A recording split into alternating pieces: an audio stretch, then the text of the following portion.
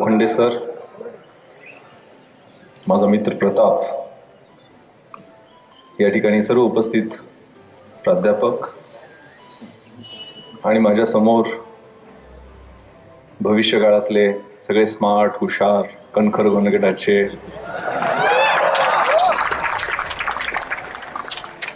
यशस्वी अभियंता होऊ घातलेले सगळे माझे लहान बहीण भाऊ. मी अहमदनगरमध्ये एसपी होतो त्यावेळेला एक जैन धर्मगुरू आहेत तरुण सागरजी महाराज, त्यांना पोलीस मुख्यालयात पोलिसांना मार्गदर्शन करण्यासाठी बोलवलेलं होतं आणि त्यांनी त्यांच्या भाषणामध्ये पोलिसांबद्दल 4 ओळी सांगितलेल्या होत्या. त्या अशा: संत और पुलिस दोनों समाज सुधार का काम करते हैं, फर्क केवल इतना होता है संत संकेत की भाषा में समझाते हैं और पुलिस वेद की भाषा में समझाते हैं.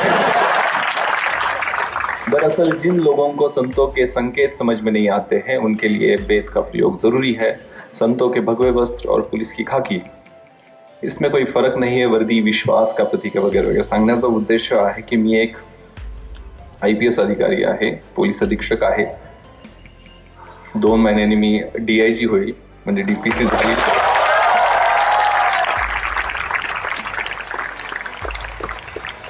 आणि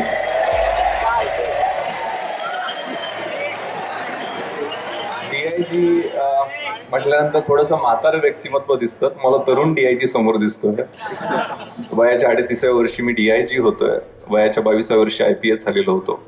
त्या अनुषंगानं माझ्या लहान बहीण भाऊंना जे पावसाळे उन्हाळे मी सहन केले पाहिले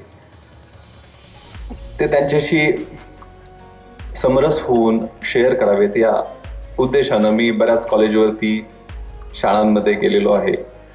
पण बऱ्याचदा काय होतं, पोलीस अधिकारी भाषण द्यायला लागला की गोंधळी होतो. मी पुण्याला SP झालो आणि पहिल्या आठवड्यातच एक घटना घडली. ते वडगाव मावळच्या जवळ एका गावामध्ये ती खोपडीची दारू असते ती पिऊन 8 आदिवासी बांधव मृत्युमुखी पडले. महिलाही होते 4 त्यामध्ये. दुर्दैवी घटना होती. खोपडीची दारू म्हणजे माहित असेल तुम्हाला, हातपट्टीच्या दारूमध्ये फ्रेंच पॉलिश मिक्स केलं तर ती डेडली दारू बनत असते. आणि तो शेतकरी होता, त्याला रोज जर चांगली दारू द्यायची म्हटली तर 80 रुपये लागायची. ही 8 रुपयात दारू त्याची तयार झालेली होती. तो तेव्हा दुसऱ्या दिवशी त्याला बेल मिळाला. मग मी म्हटलं माझ्या अधिकाऱ्यांना जरा ग्रामीण भागामध्ये जाऊन दारुड्यांना जमा करून जरा दारूबंदीच्या संदर्भात त्यांची जाणीव जागृती करा. मग माझा एक इन्स्पेक्टर गेला, त्याने एक छान प्रयोग केला होता. 2 ग्लास घेतले सर. एका ग्लासमध्ये ती खोपडीची दारू, दुसऱ्या ग्लासमध्ये पाणी, दोन्हीमध्ये एक किडा सोडला. समोर सगळे गावातले दारुडे जमा केलेले होते. 5 मिनिटानंतर तो दारूतला किडा विषारी असल्यामुळे मरून गेला. पाण्यातला किडा मधला गोल गोल तरंगत होता. तो दाखवायला लागला प्रयोग, बघा यातनं काहीतरी शिका, दारूतला किडा मरून गेलाय, पाण्यातला किडा कसा गोल गोल तरंगतोय. तर कोपऱ्यात एक दारुडा उभा राहिला आणि म्हणाला, साहेब तुमचं बरोबर आहे, दारू पिल्यामुळे पोटातले किडे मरून जातात.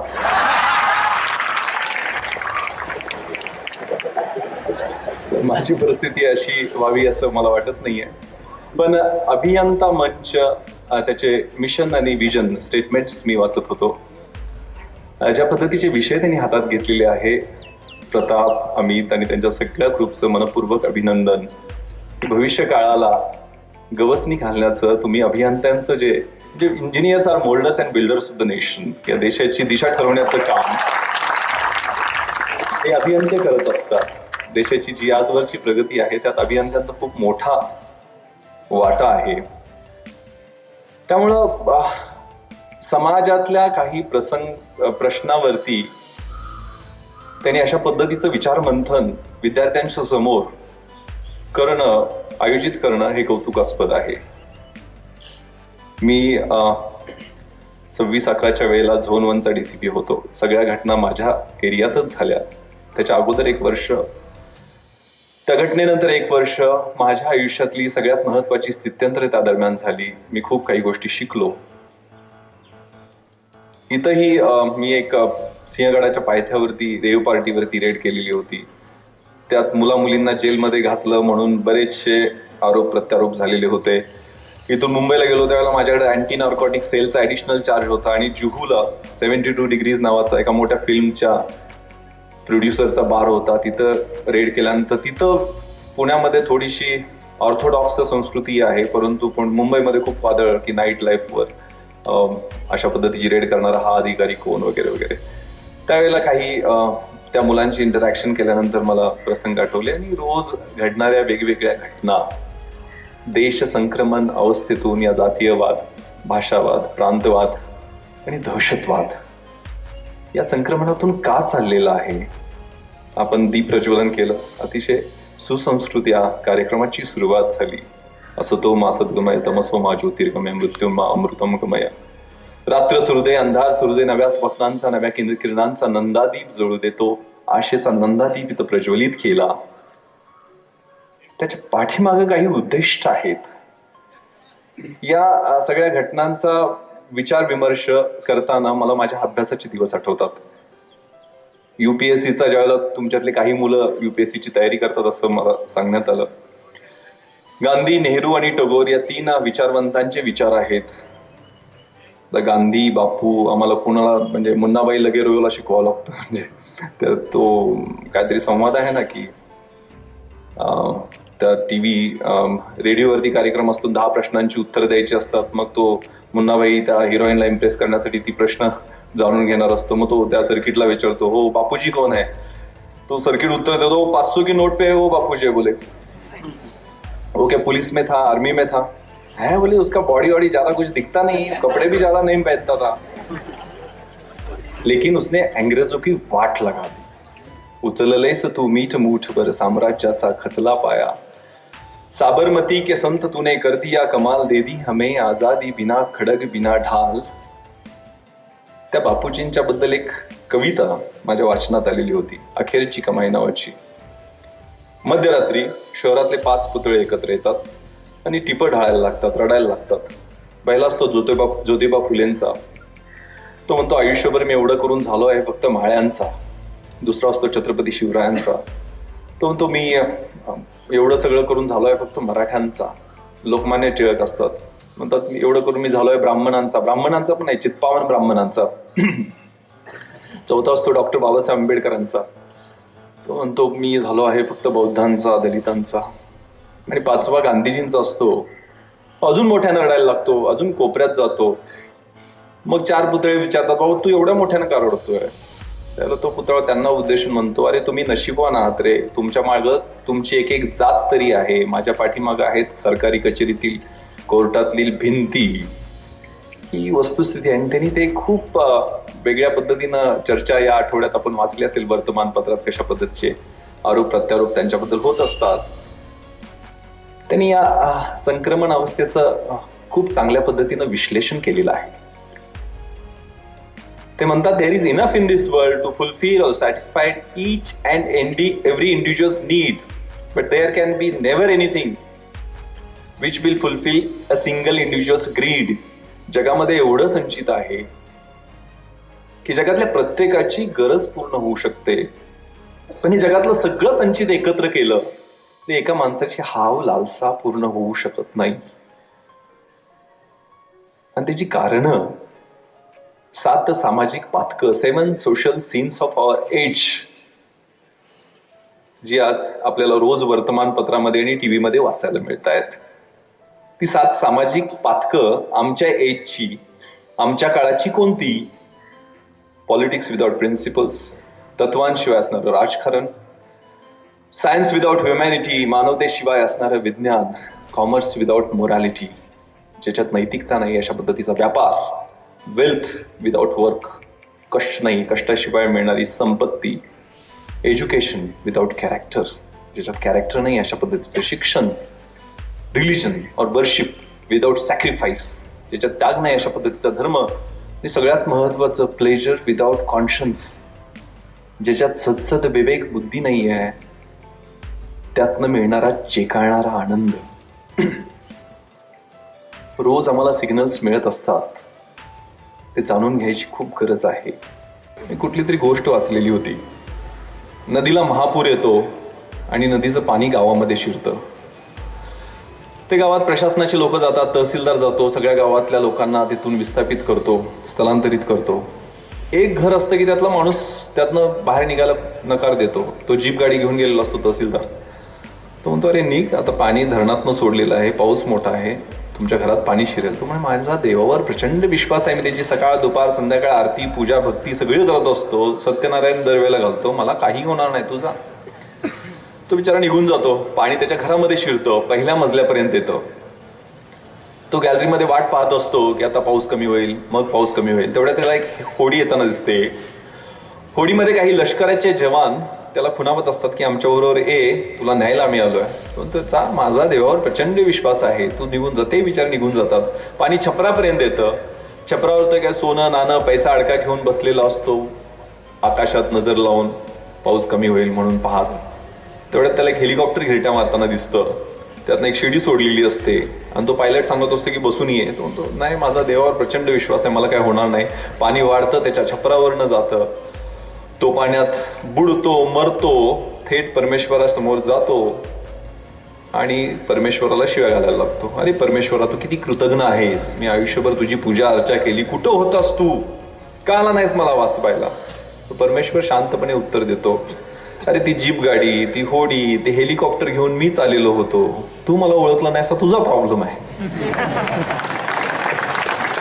आपल्याही आयुष्यामध्ये असे काही सिग्नल्स मिळत असतात की जे ओळखणं गरजेचं आहे.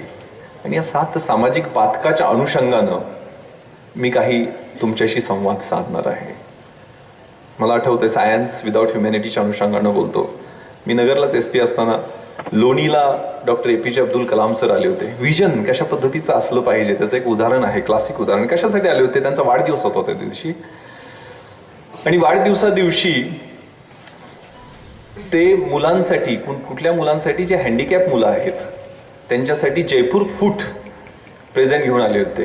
कशा पद्धतीचा जयपूर फूट होता, पृथ्वी क्षेपणास्त्र बनवताना त्याचं जे आवरण बनवण्यात आलं, त्या आवरणाच्या मटेरियलचा किंवा मेटलचा त्यांनी अभ्यास केला आणि त्यांच्या लक्षात आलं की हे मटेरियल पृथ्वी क्षेपणास्त्र जे पाकिस्तानवरती मारा करण्यासाठी खास इंडियानं बनवलेलं होतं, 300 किलोमीटर त्याची रेंज असणार, हे आवरण जे आहे ते इतकं हलकं आहे आणि टणक आहे. हेच मटेरियल जर जयपूर फूटमध्ये वापरलं तर जे हँडिकॅप मुलं आहेत त्यांना किती सोयीचं ते पडेल. तो विचार करून त्यांनी खास त्या मटेरियलचे जयपूर फूट बनवून त्यांच्या वाढदिवसा दिवशी जी हँडिकॅप मुलं आहेत, फिजिकली चॅलेंज्ड मुलं आहेत, त्यांना देण्यासाठी ते त्या ठिकाणी लोणीला आणि त्या वाढदिवसा दिवशी त्यांनी गिफ्ट दिली. हा मानवतावाद आहे सायन्स मधला. मला आठवतं त्या दिवशी संध्याकाळच्या वेळेला मला ते 3 टेररिस्ट समोर दिसले. त्यावेळेला हॅवरसॅक्स होत्या. त्याच्या अगोदर साधारण 9:30 वाजले असतील. मी ओबेरॉयमध्ये ASL आमची संपली. ASL म्हणजे ऍडव्हान्स सिक्युरिटी लायझनिंग. आपले पंतप्रधान 28 नोव्हेंबरला ओबेरॉयमध्ये एक टाइम्स नाऊ चॅनेलचा कार्यक्रम होता, त्यासाठी येणार होते. म्हणून मी SPGचे अधिकारी, आमचे सगळे प्रोटेक्शन आणि सिक्युरिटीचे अधिकारी अशी ASL करत होतो. ती 9:30ला संपली डॉट. आणि मी त्यावेळेला जेवायला विनंती पण केली की सर आपण इथंच जेवणाची व्यवस्था केलेली आहे. आणि तर SPGच्या आयजी म्हटली की मी अगोदर कमिटमेंट दिलेली, म्हणून आम्ही तिथनं डक्स म्हणजे त्यांना रेडीमेड आम्ही हॉलमध्ये सापडलो असतो. त्याच्याऐवजी ते जेवण कॅन्सल झाल्यामुळं मी घरी निघालो. घरी पत्नीला काय मी जेवण पण बनवायला सांगितलं नव्हतं. जाताना मी काहीतरी पार्सल बरोबर घ्यायचं म्हणून डाळ भात शेजारच्या हॉटेलमधून आणायला लावला. मी मेट्रोच्या शेजारी इन्स्पेक्टर क्वार्टर्स पण मला मिळाल्या नव्हत्या, त्या इन्स्पेक्टरच्या क्वार्टर्समध्ये मी राहत होतो. आणि घरी पोहोचलो, जेवायला बसलो, युनिफॉर्म उतरलाच नव्हता. इनफॅक्ट माझा त्या दिवशी नाईट राऊंड पण होता योगायोगानं. तर नाईट राऊंड 12 वाजता सुरू होतो. या सगळ्या एरियाचा मी DCP म्हणजे आपण जो सिनेमात एरिया पाहतो, नरिमन पॉइंट, मरीन ड्राईव्ह, हे मलाबार हिल, कुलाबा, कफ परेड, हा सगळा हायफाय एरिया आपण जो सो कॉल्ड पाहतो त्या एरियाची माझ्याकडे जबाबदारी होती. आणि घरी पोहोचलो, 2 घास खाल्ले असतील. 9:40 डॉट मला आमचे ॲडिशनल CP डॉक्टर वेंकटेशम सरांचा फोन आला. विश्वास, लिओपोल्ड के पास फायरिंग चल रही है, रश टू दॅट प्लेस. मला मानवतावाद आणि विज्ञान याच्याशी संदर्भात आपल्याशी संवाद साधायचा, ते अनुषंगानं मी बोलत आहे. मी म्हटलं काय झालंय सर एक्झॅक्टली. एक कॉन्स्टेबल भी जखमी हुआ है ऐसे पता चल रहा है. सडनली वाटलं काहीतरी गँगवॉर असेल, काहीतरी असेल. पण लिओपोल्ड म्हटल्यानंतर माझ्या मनामध्ये 3 महिन्यापूर्वी आलेलं एक लिओपोर्ट असं लिहून आलं होतं. लिओपोर्ट नावाचं काहीतरी एक टार्गेट आहे टेररिस्टच्या समोर आणि ते हायकोर्ट किंवा DGP ऑफिस असू शकतं. पण त्यावेळेला आम्ही विचार केलेला होता की लिओपोर्ट हे लिओपोल्ड हॉटेल असेल कारण या हॉटेलमध्ये मोठ्या प्रमाणावर परदेशी नागरिक बियर प्यायला येतात, ते टुरिस्ट अट्रॅक्शन आहे. म्हणून तिथल्या मॅनेजमेंट बरोबर खूप सविस्तर चर्चा केलेली होती आणि सगळ्यात महत्त्वाचं परमेश्वरानं सिग्नल दिला होता की नाही मला माहीत नाही आहे, आणि त्या संदर्भात प्रधान कमिटी ज्यांनी या सगळ्या प्रकरणाची चौकशी केली त्यांनी आमच्या टीमबद्दल कौतुकाचे उद्गार काढलेले आहेत. 26 नोव्हेंबरला हल्ला झाला. 24 नोव्हेंबरला 2 दिवस अगोदर मी त्या हॉटेलच्या बाहेर जाऊन कंट्रोलला कॉल दिला होता. या ठिकाणी मोठ्या प्रमाणावर, आत्ताही तुम्ही कुलाबा कॉजवेमध्ये गेला प्रचंड गर्दी असते नागरिकांची. इथं बॉम्बस्फोट झाला तर मोठ्या प्रमाणावर हॉकर्स आणि हॉकर्सच्याकडे खरेदी करणारे प्रचंड मोठ्या प्रमाणात असणारे गर्दीतले नागरिक मरतील. त्यामुळे इथले हॉकर्स सगळे साफ करण्याची आवश्यकता आहे. टेररिस्ट थ्रेटवरचं प्लेस आहे. आणि त्या आणि दुसऱ्या दिवशी 24 आणि 25ला 193 हॉकर्स महानगरपालिकेच्या मदतीने आम्ही तिथं साफ केलेले होते. त्यामुळे टेररिस्टने जे रॅन्डम बाहेर फायरिंग केलं त्यात एकही नागरिक मृत्युमुखी पडला नाही.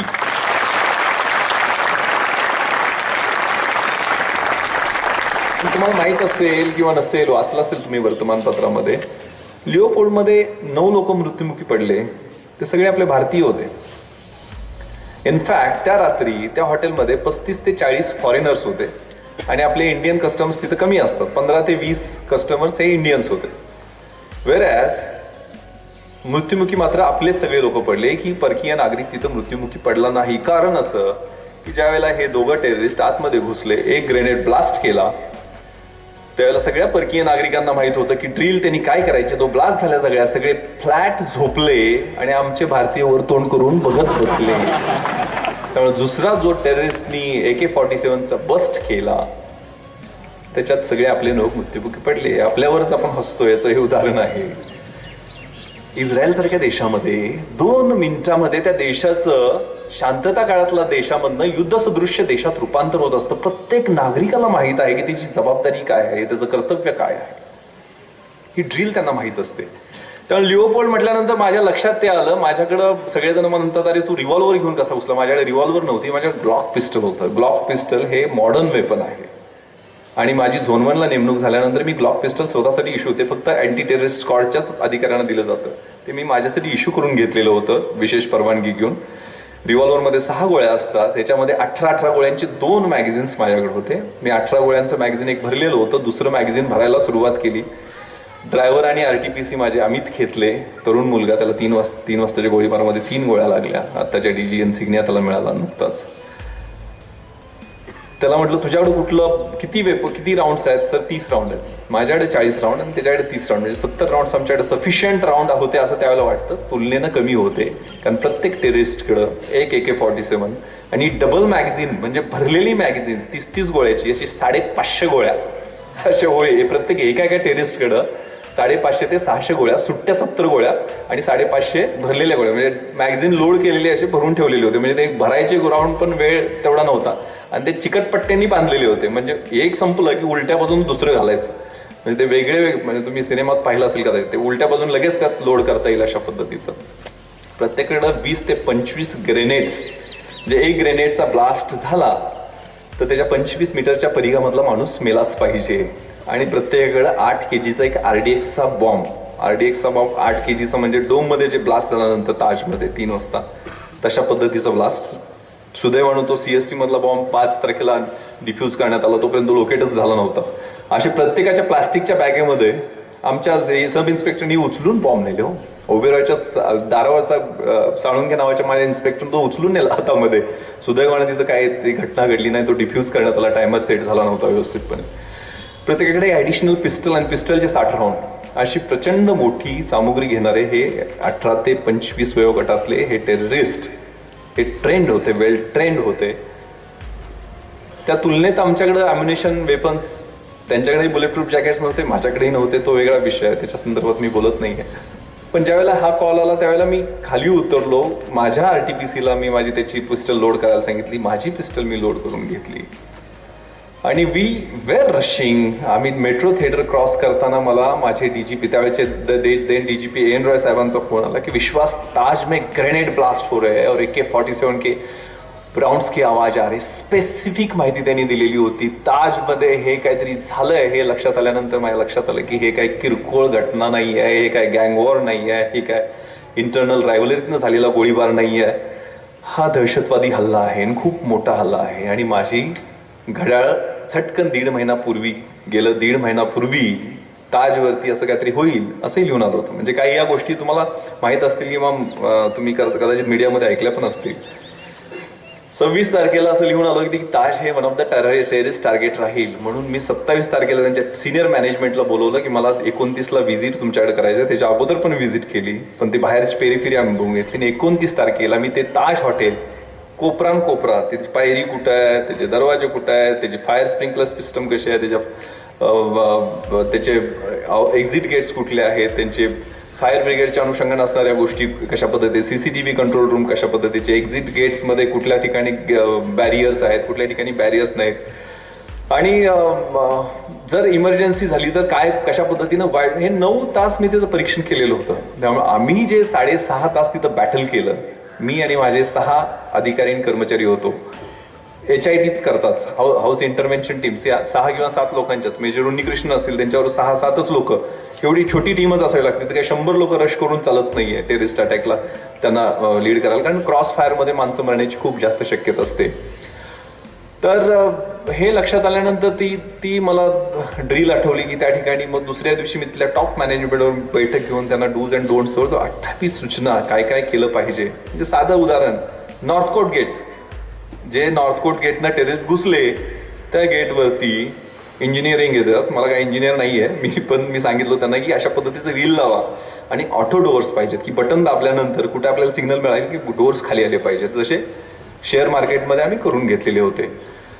तिथं ते जर ग्रिल, हेरिटेज डिपार्टमेंटनं काय ते परवानगी दिली नाही हा वेगळा विषय झाला. तिथं ग्रिल जर साधं लावलं असतं, ते टेररिस्ट बघा तुम्ही, ते AK-47 घेऊन आले, ते काचा फोडल्या, दे वॉल्टेड इनसाइड, सहज आतमध्ये आले. तिथं ते ग्रिल लावलं होतं, कुलूप लावलं होतं तिथं, it was locked, they vaulted inside. तर तिथं ग्रिल लावलं असतं तर प्रश्न वेगळा झाला असता. मी तिथं 6 कॉन्स्टेबल ठेवलेले होते, पण आम्ही दंगल करण्यात प्रसिद्ध आहे. 13 तारखेला मी ते कॉन्स्टेबल्स जे बाहेर सिक्युरिटीसाठी लावलेले ते दंगल धुळ्याला सुरू झाली म्हणून तिथून ते स्थलांतरित करण्यात आले. हे वेगळे विषय आहेत. पण ताजला अटॅक झालाय हे लक्षात आल्यानंतर मला ही सगळी चित्र आठवली आणि मग मी माझ्या मदतीसाठी रिइन्फोर्समेंट मागून आय रश टुवर्ड्स ताज. ताजच्या मुख्य दरवाजावर गेलो नाही, ताजच्या रिअर एंट्रन्सला. ताज तुम्हाला माहित असेल बांधताना उलटं बांधलेलं आहे. म्हणजे ताज ही 1905 साली बांधलेली एक सुंदर वास्तू आहे, पण ते समुद्राच्या दिशेनं त्याचं तोंड असायला पाहिजे होतं. पण त्यावेळेला आर्किटेक्टनं ते म्हणजे इंग्लंडमधून इथंपर्यंत पोहोचे तोपर्यंत 3 महिन्याचा अवधी लागायचा आणि आर्किटेक्टनं तो मॅप पाठवला, तो उलट्या दिशेनं बांधलेला आहे. म्हणजे दिशा त्याची समुद्राच्या दिशेनं तोंड पाहिजे होतं, ते उलट्या दिशेनं तोंड आहे. आणि जुनी वास्तू जी आहे 1905 ला बांधलेली, ते ओल्ड हेरिटेज विंग. आणि तुम्ही जी नवीन इमारत पाहता 18 मजल्यांची, ती नवीन ताजची इमारत 1960 ला बांधली. जे काही आज जगभरामध्ये चाललंय त्यातनं आपण ही सबक घेण्याची आवश्यकता आहे. आजचे इश्यूज, मी एक पोलीस अधिकारी असल्यामुळे जास्त काही बोलू शकत नाही, मला वैयक्तिक मर्यादा आहेत. पण त्यामध्ये आपण बाबा शिवाजी जन्माला यावं शेजाऱ्याच्याच घरात असं का वाटतं आपल्याला? आपण स्वतः काही स्टँड का घेत नाहीये? आपण स्वतः पुढे का येत नाहीये? आपल्याला जे वाटतं ते बोलून का दाखवत नाहीये? या फ्लॅट कल्चरमध्ये आपल्याला शेजारच्या माणसाचं नाव पण का माहित नाहीये? समाज हा डाळिंबासारखा बांधलेला असावा लागतो, तो बटाट्याच्या ढिगासारखा नसतो. आणि बांधण्याचं काम आईच्या गर्भात सुरू होत असतं, नंतर शाळेमध्ये, विद्यालयामध्ये, महाविद्यालयामध्ये, आणि नंतर मग अशा वेगवेगळ्या इन्स्टिट्यूशनच्या माध्यमामधनं त्या नागरिकाची चांगली बांधणी होत असते. ती मानवी बांधणी महत्वाची आहे. Pleasure without conscience, very very important. मला आठवतंय अलीकडं सुरुवातीला थोडस शुभ संध्याकाळनं सुरुवात झाली ना, त्यामुळे एक उदाहरण मी मुद्दामून सांगतो. मी पुण्याला SP होतो, त्यावेळेलाच माझा वाढदिवस होता. सकाळी बायको ओवाळायची काहीतरी तयारी करत होती, संध्याकाळी जेवायला कुठेतरी जायचा असा प्लॅन काहीतरी करायला तिची विनंती होती. तेवढ्यात मला फोन आला माझ्या लोणावळ्याच्या इन्स्पेक्टरचा की सर, पोलीस स्टेशनच्या समोर मंडई आहे आणि मंडईमध्ये 7 डेड बॉडी पडलेले आहेत, 7 मर्डर झालेले आहेत. माझ्या अंगाचा थरकाप झाला. एका वेळेला 7 मर्डर्स मंडईमध्ये, पोलीस स्टेशन पासून 50 मीटरच्या अंतरावर. मी इमिडिएटली गाडीत बसलो, जायला रश करायला. परत फोन आला, सर अजून 2 डेड बॉडीज रेल्वे स्टेशनवर पडलेले आहेत. 7-2 9 मर्डर एका दिवशी. मी पोहोचायच्या अगोदर तिकडनं उभी व्हॅन मुंबईवरनं यायला सुरुवात पण झालेली होती. पॅनिक सिच्युएशन, मोर्चाही निघाला का. कारण आम्ही त्याच्या अगोदर सुदैवानं एका नागरिकांना मला माहिती दिली आणि 4 तासामध्ये आम्ही 2 आरोपी पकडले.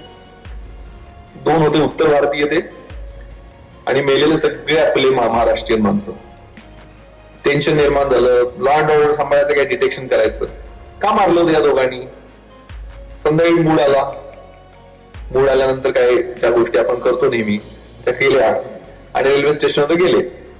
रेल्वे स्टेशनवर एका अंकलला विचारलं, अंकल टाइम क्या हुआ? मग त्याने सांगितलं नाही. मग आमचं सळसळणारं रक्त ना, प्लेजर विदाउट कॉन्शियन्स, सळसळणारं रक्त. आम्हाला राग आला ना, मग आम्हाला राग आल्यानंतर आम्ही त्या अंकलचं डोकं धरलं, तिथं चेचलं, एक दगड त्याच्या डोक्यात टाकला. एक विटनेस बघत होता म्हणून त्यालाही तिथं ठार मारून टाकलं. चांगले तब्येतीने चांगली दोघं जण. अंगावर रक्ताच्या चिळकांड्या ओढायला ते रेस्ट हाऊसला गेले जिथं काम करत होते. कपडे बदलले, शुभ्र पांढरे कपडे घालून परत आले. रेल्वेच्या इंजिनवर बसले आणि जी काही भूक होती ती मिळत नाही तिथं, त्या मिळते म्हणून लोणावळ्याला मिळते का म्हणून तिकडे गेले. मग तिथल्या भाजी मंडईमध्ये एक विराट मटन शॉपच्या समोर गेले. तिथं एक म्हातारा बसलेला होता काम दिवसभर करून तंबाखू खात. त्याला विचारलं, तो म्हणला इकडे काय मिळत नाही, ते 11 वाजता सगळं बंद होतं. मग ते म्हणे तंबाखू दे. मग त्यानं काय तंबाखू दिली नाही, माझ्या नाही म्हणे तंबाखू. मग राग आला आमच्या तरुणांना. तिथलं दांडकं काढलं आणि त्या म्हाताऱ्याच्या डोक्यात ठण मारलं. मग अजून मजा काय होईल, दोघंही 2 दांडकी काढून तिथं झोपलेले 15-16 लोक होते. ठाप ठाप ठाप ठाप 7 डेड, 4 हॉस्पिटलाइज्ड. दिवसभर बिचारे श्रम करून काय किती, आणि ते कपडे पैसे किती टोटल गेले होते त्यात 70, 80, 50, 60 रुपये दिवसभराची कमाई त्या बिचाऱ्या लोकांच्या असेल ती काढून घेतलेली होती. पॅन्टचे बटन उघडे होते म्हणून ते आम्ही मुद्दाम चेक केलं. नंतर total stolen property was 500-600, not more than that. मग संध्याकाळी विचारलं का बाबा केलंय? नाही साहब, जो हुआ जाने दो, क्या जो पनिशमेंट देना है दे दो.